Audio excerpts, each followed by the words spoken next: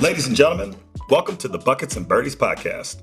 Buckets and Birdies is a weekly glimpse into the worlds of basketball and golf. We'll also balance national sports trends with ACC insights and provide a lens of notable happenings of sports in our home state of North Carolina. Two friends and industry professionals getting together to bring you 23 minutes of fun each week with shared experiences around buckets and birdies. He's Carter Bills, sports agent and seasoned consultant in the golf space. Joining me on the mic is national champion, Tar Heel great, Marcus Ginyard. Welcome to Buckets and Birdies. Welcome to another episode of the Buckets and Birdies podcast. It's Monday evening, the week of January 19th. Happy Martin Luther King Jr. Day.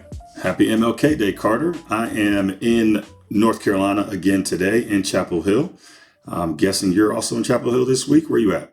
I'm in North Carolina, yes, but I am headed to the PGA show. It's a big convention that sort of kicks off the year in the golf space. And when everyone's listening to this by Friday, I will be back and we'll report more. Well, that's good, man, because you know we're dropping all our new episodes on Fridays at high noon. So whomever you are, wherever you are, thank you for tuning in. We appreciate you listening. Yep. Thank you, guys. Appreciate you tuning in. And as positive people who like positive thoughts, we'll start off this episode with the quote of the day, as we do always. Today, our quote is, "An injustice anywhere is a threat to justice everywhere." I don't think we need to tell you all who said that one. Excited to celebrate MLK today for all the hard work that he did, just trying to make a difference in the world and fighting for social justice, civil rights, and equality. Amen.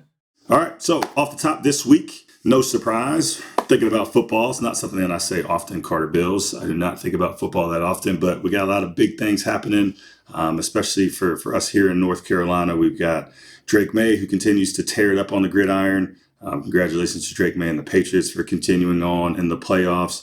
What do you got there, man? We got our MVP race still alive or what? Well, we know it's a in-season award, but certainly making his case for being a top player in the NFL. He sure is. Yeah, we talked about that. It seems like Matt Stafford and Drake May, the two horses in the MVP race, are continuing to show why they're probably the two best players in the league this season. They're led their teams to respective conference championships. And next Sunday, we'll have the Rams at the Seahawks. And so we'll get to see Stafford. And, of course, we'll have Drake May and the New England Patriots at the Denver Broncos. So I'm excited to check it out. There's some big games coming up, man. And then continuing along with football, we got the ACC in the national championship. We got Miami battling against Indiana, of all people, in the national championship game tonight. Yeah, it's exciting. Miami represent the ACC, as you said. Feels good to have a conference representation in that game after the ACC has sort of been labeled as like the redheaded stepchild amongst the big conferences in football. So I think it was certainly a moment of pride. For most ACC schools, I know we get to participate, right, as a conference, Marcus, financially. So I think it's good for the conference. I'm not sure that we do participate financially. I think we'll have to double check that. But I'm almost certain that Miami gets to. This is unlike the NCAA tournament, right? And I believe Miami gets to keep all of their prize money. Still good for Miami, but yeah, definitely want to dive into that. Great for the overall kind of. Feeling for ACC football, but I do not believe that we will benefit in any way financially by Miami winning more games and get to save a lot of money by not traveling.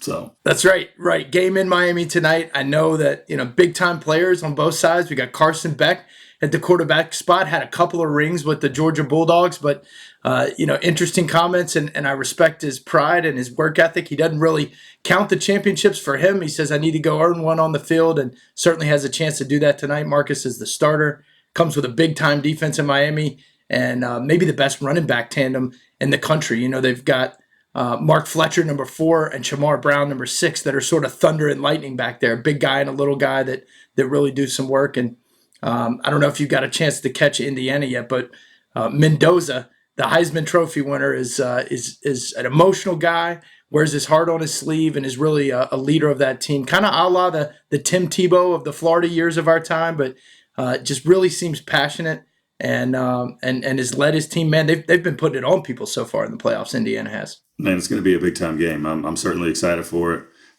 Ready to get on the couch and watch that this evening. Who you got tonight? Who you taking? Oh, man, I'm going to stick a slice of home cooking. I'm going to go Miami for represent the ACC. Okay.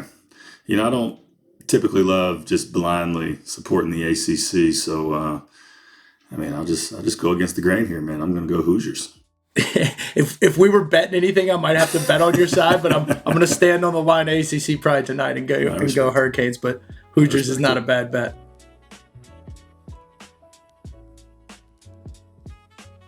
So we talk about the Indiana Hoosiers. We're typically talking about a school like a North Carolina, like a Kansas, like a Duke that's getting buckets. But they're out there on the gridiron tonight. But certainly traditionally a basketball school, and that makes us think of getting buckets. And Marcus, let's transition to our bucket section and talk a little basketball. Sure, let's do it. All right, we'll start off like we did in our last episode and want to play a little game with you, Marcus, called Which Bucket Getter Am I? So I'm going to read just stat line like I have before. I'm going to read 4 stats across and give you a little slice of bonus on this player too, and see if you can tell me who he is. Sounds good. So this player in the ACC is averaging 22.1 points per game, 3.5 rebounds, 3.2 assists, is shooting 44% for the field, and 9 times has scored 25 points or more in a game so far. 9 times? 9 times. Oh, is this my guy from Stanford? This is your guy from Stanford. Oh, man. Ibuka Okori lit us up for 36 this past week. Okori is getting it done right now, man. Shout out to Okori. I mean, I hate what he did to to the Tar Heels over the weekend, but or last week. Goodness gracious. Okay, 25 9 times. 25 9 times. He's got 29, 28, 28, 32, 31, 36. He's really filled it up. And one of the issues with North Carolina seems to be that we're giving up the most points for the opposing team's best scorer they're having against the Tar Heels. So we got to figure that out, don't we, Marcus? Yeah, definitely, man. It's defense, and we can talk about this for an hour, right? Like, is it matchups? Is it schemes? Communication? I think it's some combination of all 3 things, man. But when you just look at how well other teams are shooting against the Tar Heels, whether that's from 3 or from the field, it's just something that Tar Heels got to figure out. It's tough to let schools shoot that well against you, especially when you're on the road. Shooting 50, 60, 70% from the field and the 3 is going to give you a tough road to victory in the ACC or against any school for that matter. So got to figure out a way to tighten it up at the end of the day. I don't know what exactly needs to be done there, but if it continues, the Tar Heels will see a lot more trouble ahead.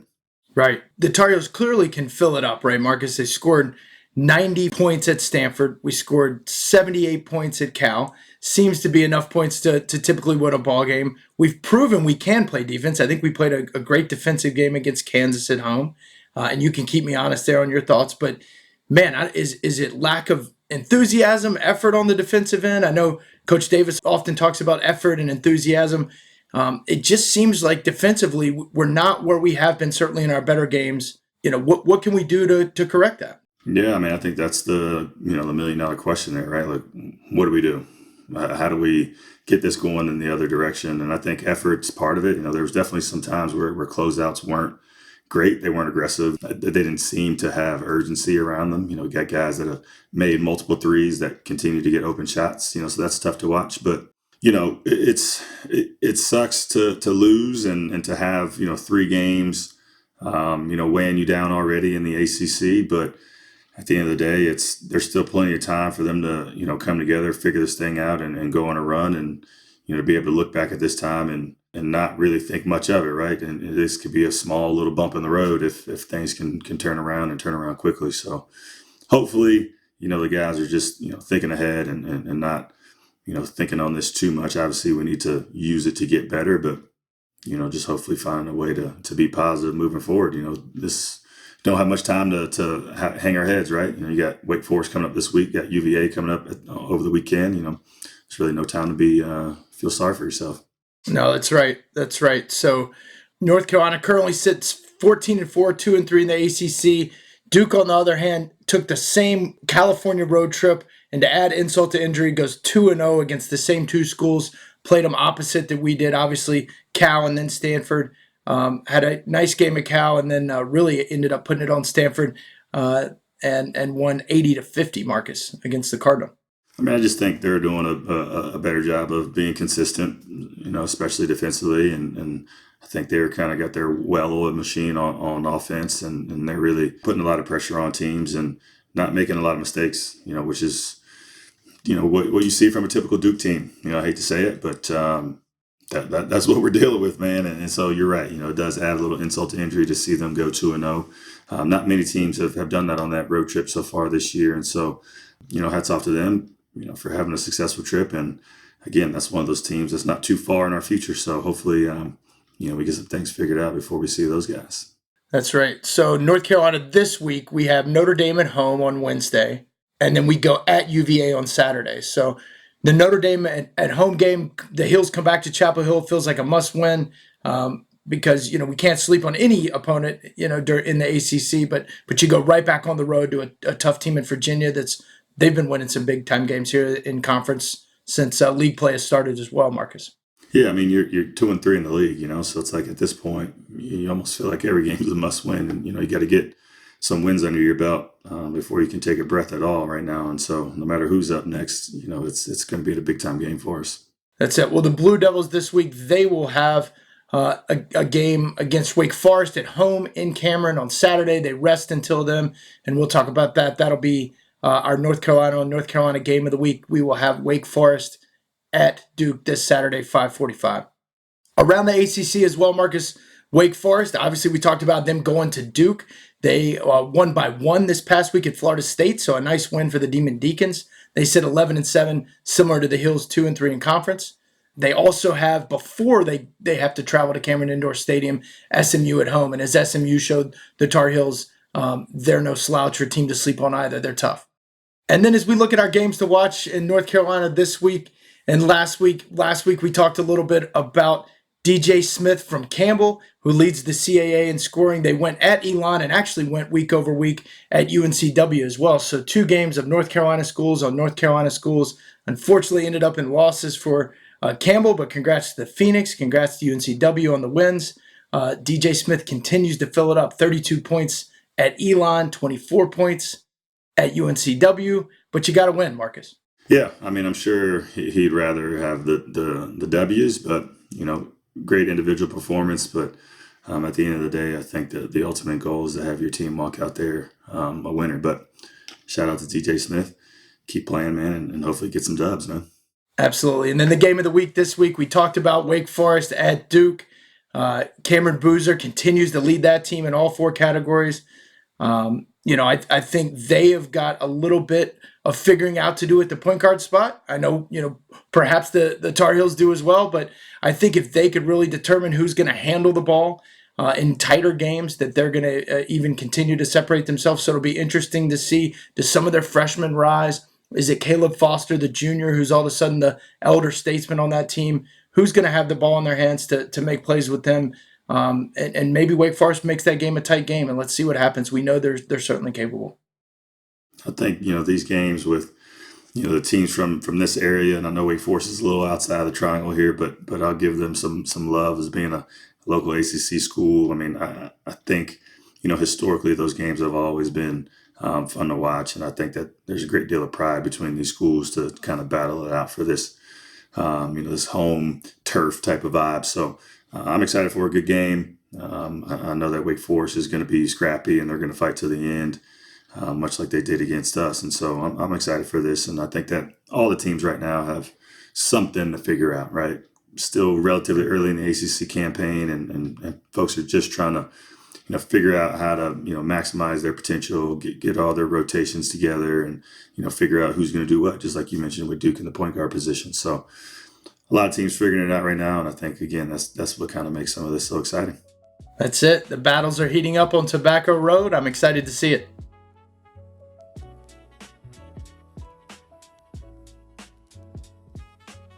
All right, Carter.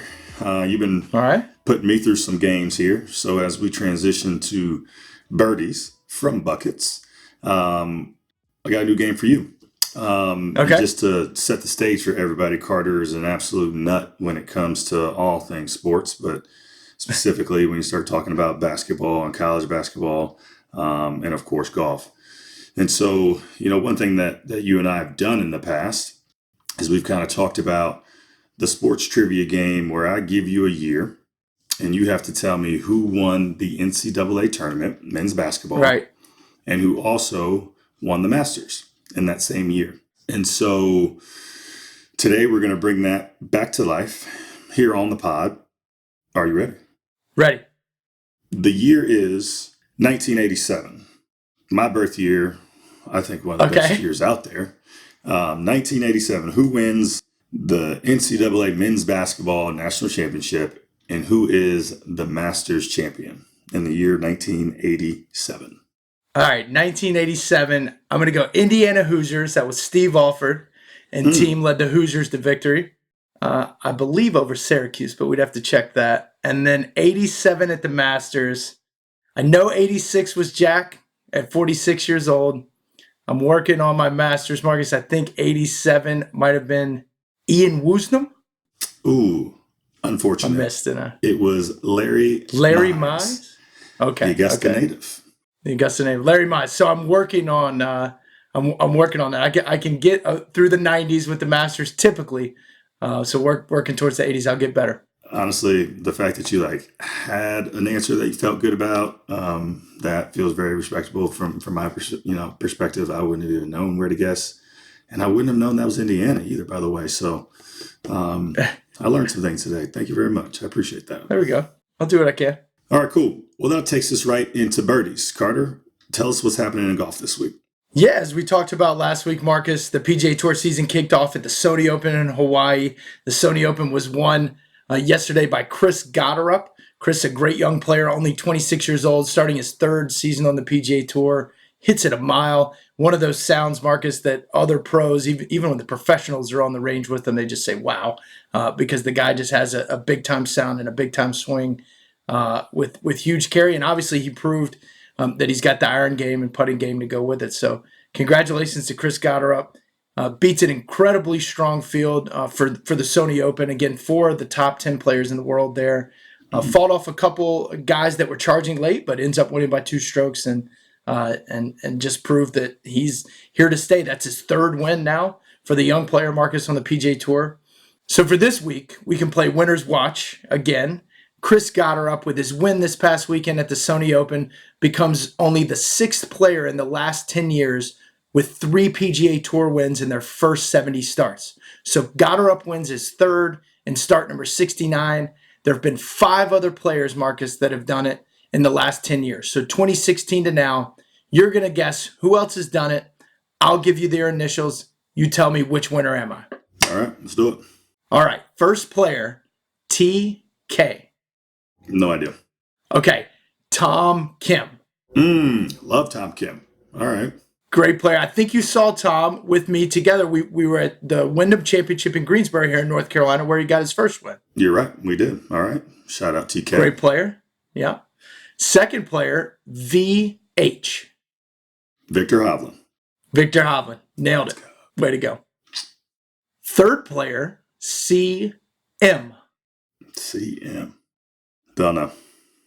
Okay, he came out with Victor, same age, couple major championships under his belt. The great American Colin Morikawa. Damn, he's nice with it too. I like him too. All right. That's right. Not bad, Colin. Player number 4, JR. John Rahm. Nailed it. Shout out to the Spaniard. Okay, cool. The big Spaniard, you nailed it. And player number 5, XS. Not a lot of X's out there, Carter. Xander Schauffele. Xander Schauffele, you nailed it. Let's go. All right, was that 3 for 5? 3 for 5, almost 4 for 5. I mean, you did pretty well there. That's solid. And I'm not a golf guy per se, so I feel like that's pretty good. I feel like that's pretty good. That was solid.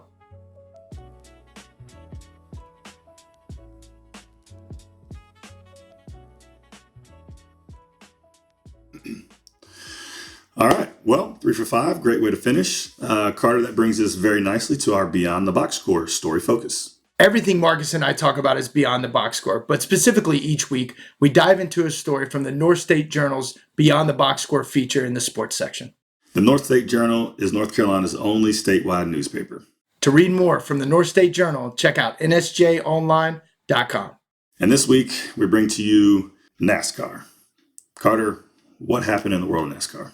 That's right. They're bringing back the chase. So similar to what went on in NASCAR years ago as the season circuit ended, they would have the chase, Marcus, to where it came down to the final few cars who had the season-long points race. And really the last 10 races are what's going to make up this chase. So not too dissimilar from golf, where you have the season-long race to the FedEx Cup. They will have this chase, and it is going to consist of 10 races that will be raced by 16 drivers that have a chance to ultimately win the Cup. And that's their series-long race in NASCAR. Solid. All right. Need to tune into some NASCAR here sooner than later. You got a favorite driver, Carter? Oh, man. One of my buddies always pulls for Chase Elliott, even named his son after him. So Chase Elliott, maybe. I like Denny Hamlin from the Jordan team, the team Michael Jordan's involved in. Denny was a investor with the Charlotte Bobcats back when I was there back in the day, the Hornets franchise. So I like Denny, but it's a sport obviously near and dear to many North Carolinians' heart, and one I need to follow a little more closely. Man, you and me both, my brother. I need to take a couple guys up on an invite to a NASCAR race. Get invited probably once or twice every year, but somehow never find a way there. So maybe I can get down to Charlotte for the Coca-Cola 600, or I don't know what, man. I don't even know where we are in the season right now, but maybe one of these days we'll get out there together.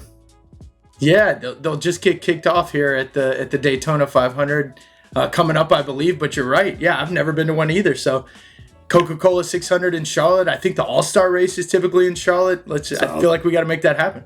All right, let's add that to the list too, man. Let's do it.